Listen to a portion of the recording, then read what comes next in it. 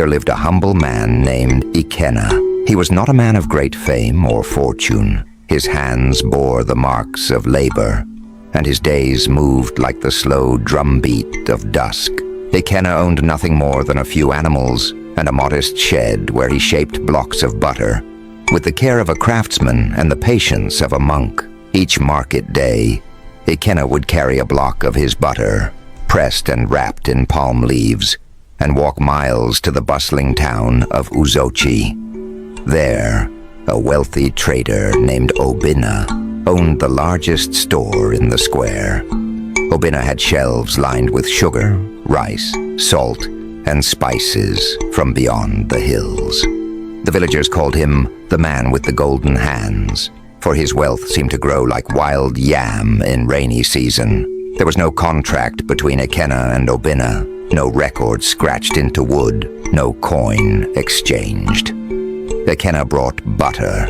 Obinna gave sugar, rice, and salt. The trade was balanced by trust, a rare thing in a world where many weighed goods and not hearts.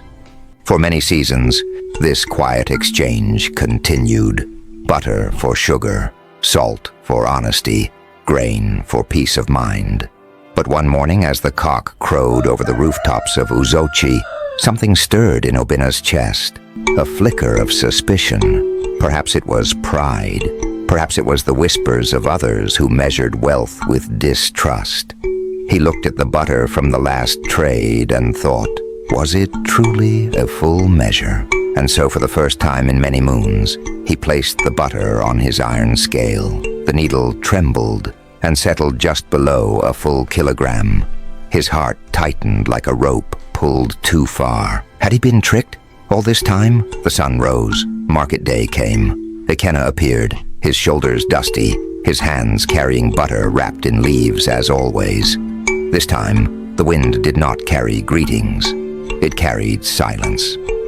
In front of Obinna's stall stood curious eyes, traders, children, women with woven baskets. Obinna pointed at the butter with a frown heavier than his voice had ever carried. He declared the wait was short.